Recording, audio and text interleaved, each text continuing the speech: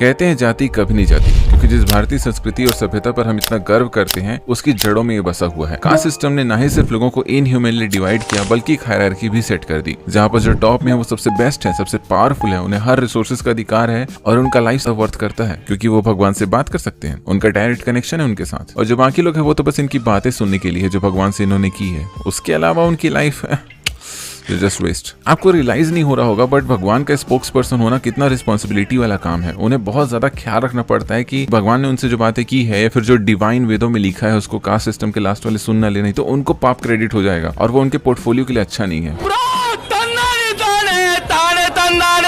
Initially तो ये कर्म के ऊपर बेस्ड था, जहाँ पर जो लोहे का काम करता है वो लोहार, जूता चप्पल का काम करता है वो मोची, चमड़े का काम करता है वो चमार और जो पूजा पाठ का काम करता है वो पुजारी या पंडित। अब क्योंकि एजुकेशन का सारा अधिकार उन्हीं को था इसलिए विद्वान का सिनोनिम बन गए पंडित, बट मोर और लेस ये सभी प्रोफेशन थे। फर्क इतना था कि इनमें से 3 रियल जॉब थे। तुम अंग्रेजों को कितना भी क्रिटिसाइज कर लो उनकी हरकतों के लिए, निकल गोरे आदमी सब नहीं विदेशी आदमी निकल, पर तुम इस बात को कैसे इग्नोर करोगे कि उन्होंने डेफिनेटली हमें एक बेहतर जीवन जीना सिखाया है। इंडिया जिस लॉ एंड ऑर्डर और जस्टिस सिस्टम को फॉलो करता है वो अंग्रेजों का ही दिया हुआ है। तारीख।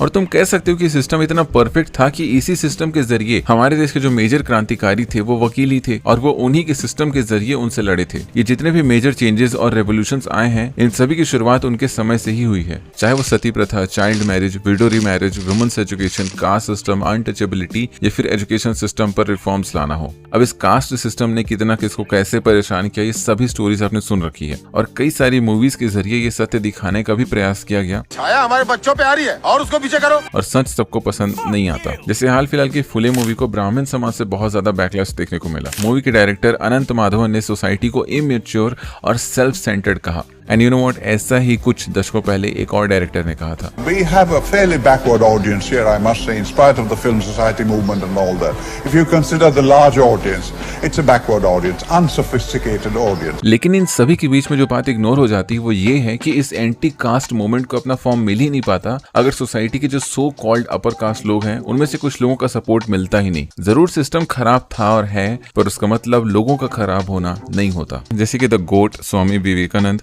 जी आकरकर जो कि को फाउंडर है केसरी और सुधारक न्यूज़पेपर के, धर्मेंद्र कोसाम्बी जो कि बाद में एक बुद्धिस्ट मॉन्क और स्कॉलर बन गए थे, टैगोर स्पेशली सत्येंद्र टैगोर जो फर्स्ट इंडियन ICS ऑफिसर थे और ब्रह्मो समाज का एक पार्ट थे, विनोबा भावे जो कि गांधी जी के डिसिपल रहे और भूदान मूवमेंट के लीडर रहे। ये सभी ओपनली खड़े हुए कास्टिज्म के अगेंस्ट। छत्रपति साहू जी महाराज लेजेंडरी छत्रपति शिवाजी के डिसेंडेंट थे। ये ग्रेट सोशल रिफॉर्मर रहे। जैसे इन्होंने लड़कियों के एजुकेशन पर काफी ध्यान दिया था। इसके अलावा इन्होंने BR अम्बेडकर को भी उनके अर्ली लाइफ में सपोर्ट किया था। इस समाज में हो रही कास्ट बेस्ड अट्रॉसिटीज को लेकर काफी ज्यादा अवेयर थे। साथ में ये बहुत ज्यादा इंस्पायर्ड हुए ज्योतिबा फुले और उनके सत्य शोधक समाज से। नोटेबली इन्हीं के राजपाट के दौरान कोल्हापुर प्रोविंस ऐसा पहला प्रोविंस बना जहां फर्स्ट टाइम रिजर्वेशन की शुरुआत हुई 1902 में, जो कि था 50% for all non Brahmins, untouchables, Muslims and other backward groups. और वो इस आंकड़े पर पहुंचे 1881 और 1891 के सेंसस रिपोर्ट के बेसिस पर, जो कहता है कि एक स्मॉलर परसेंटेज ऑफ पॉपुलेशन होने के बावजूद notably 7% Brahmins major position of influence, education, administration, urban professions में डोमिनेट करते हैं। एज पर द रिपोर्ट्स 5 से 10% पॉपुलेशन के पास 60 से 70% नौकरियां थी। और ये सिचुएशन बनी बिकॉज कास्ट सिस्टम के टर्म्स एंड कंडीशंस में ओनली टॉप टीयर्स को ही फुल एक्सेस था एजुकेशन का, बाकी 2 को लिमिटेड था अपने मतलब तक का, और उसके बाद के जो 2 थे उनको फुल एक्सेस था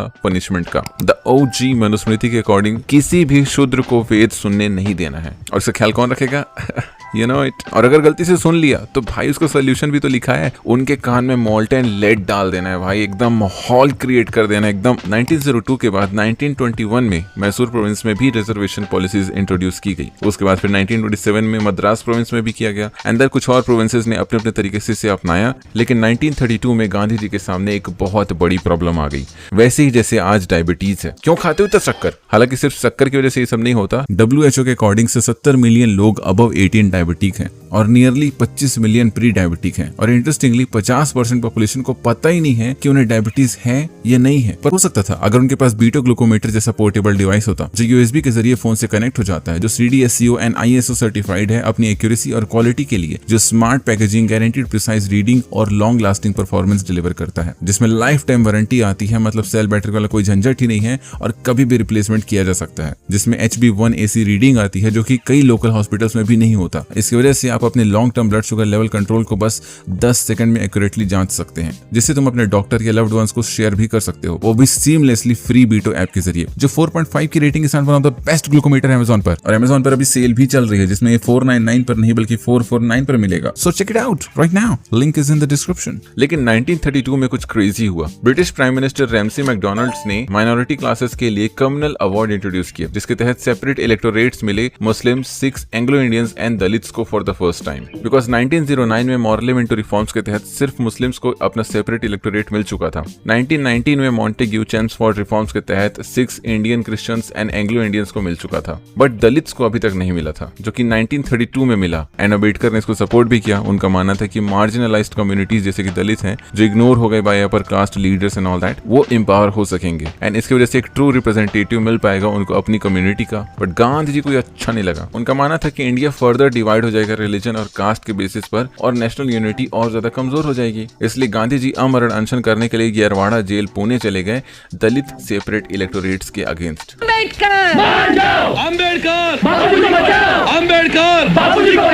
अंबेडकर के ऊपर नेशन वाइड प्रेशर बना कि अपना ये फैसला वो वापस ले लें, नहीं तो गांधी जी मर जाएंगे और इसकी वजह से एक मास अनरेस्ट मच जाएगा। इसलिए अंबेडकर और गांधी के बीच में पूना पैक्ट साइन हुआ 1932 में, जहां उन्होंने कॉम्प्रोमाइज किया कि सेपरेट इलेक्टोरेट तो नहीं रहेगा, लेकिन जो रिजर्व सीट्स अभी तक 71 थी उसको 148 कर देते हैं और एक मजबूत प्रॉमिस करते हैं कि सोशल अपलिफ्टमेंट भी करेंगे। लेकिन मुस्लिम, सिख्स, क्रिश्चियन, एंग्लो इंडियंस, इन लोग का सेपरेट इलेक्टोरेट चलता रहा बकायदा, बिकॉज इनसे नेशनल यूनिटी को कोई खास खतरा नहीं। सो एंड देन 1935 में गवर्नमेंट ऑफ इंडिया एक्ट आया जिसमें शेड्यूल्ड कास्ट को रिजर्व सीट्स दिए गए लेजिस्लेचर्स में। एंड लेटर ऑन 1950 में कॉन्स्टिट्यूशन ऑफ इंडिया है जिसके आर्टिकल 15 एंड 16(4) में रिजर्वेशंस को क्लियरली मेंशन किया गया था, जिसमें से स्पेसिफिकली 15(4) जो एजुकेशनल रिजर्वेशंस की बात करता है उसे फर्स्ट कॉन्स्टिट्यूशनल अमेंडमेंट में ऐड किया गया। एंड देन 93rd अमेंडमेंट में 15(5) को ऐड किया गया जिसमें प्राइवेट एजुकेशन इंस्टीट्यूशंस में रिजर्वेशंस की बात कही गई। एंड आर्टिकल 16(4) जॉब रिजर्वेशंस की बात करता है जो कि ओरिजिनल कॉन्स्टिट्यूशन का पार्ट है, लेकिन आर्टिकल 334 के तहत इसे लिमिटेड पीरियड के लिए अडॉप्ट किया गया था, स्पेशली लेजिस्लेटिव बॉडीज में, यानी कि लोकसभा और राज्यसभा में। मतलब 10 साल में ये एक्सपायर हो जाना चाहिए था, यानी कि 1960 में, लेकिन ये हर 10 साल के लिए एक्सटेंड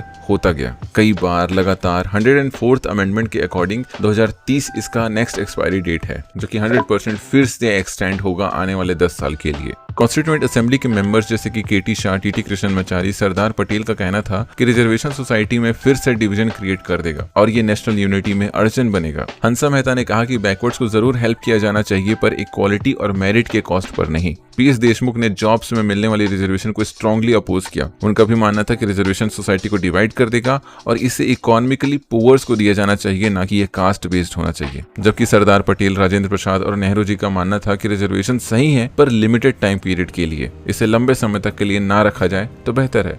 इसलिए ड्राफ्टिंग कमेटी ने इसे लिमिटेड पीरियड के लिए ही मैंडेट किया था। Even doctor B R Ambedkar ने भी कहा कि इसे लिमिटेड पीरियड ऑफ टाइम के लिए होना चाहिए और जब स्टेट में इक्वालिटी स्टैब्लिश हो जाए इसे खत्म कर दिया जाना चाहिए। लेकिन इसे एक्सटेंड किया जाता रहा क्योंकि हर गवर्नमेंट का कहना था कि सेंचुरीज ऑफ ऑपरेशन को 10 सालों में खत्म नहीं किया जा सकता। रिजर्वेशन के बावजूद बहुत कम दलित और आदिवासी पॉपुलेशन के पास पॉलिटिकल पावर है। बिना रिजर्व सीट्स के वो पॉलिटिकली मार्जिनलाइज हो जाएंगे। और कमीशन के रिपोर्ट जैसे कि काका कालेलकर कमीशन, मंडल कमीशन और सेंसस रिपोर्ट में लगातार देखने को मिला कि SC/ST कम्युनिटी में सबसे ज्यादा गरीबी, इलिटरेसी और भूमिहीनता है और बहुत कम लोगों के पास जॉब, एजुकेशन और पॉलिटिक्स में रिप्रेजेंटेशन है। और आज जब 2025 में कॉन्स्टिट्यूशन बनने के 75 साल बाद किसी दूल्हे को अपनी शादी ढंग से मनाने के लिए 200 पुलिस वाले लगते हैं तो कहीं ना कहीं से समाज की वास्तविकता दिखती है। किसी को दलित होने के लिए क्लास के बाहर बैठा के एग्जाम दिलाया जाता है या फिर किसी को मंदिर के अंदर नहीं आने दिया जाता। CJP ने इसी तरह के 113 केस सिर्फ जनवरी से लेकर जून तक में रिकॉर्ड किए हैं। ऑल्दो मुझे लगता है कि मामले इतने ज्यादा पॉलिटिकली चार्ज्ड और सेंसिटिव हैं कि जो मेन कंसर्न है वो दब जाता है। जैसे कि इस बच्ची को इसलिए बाहर निकाला गया कि वो दलित है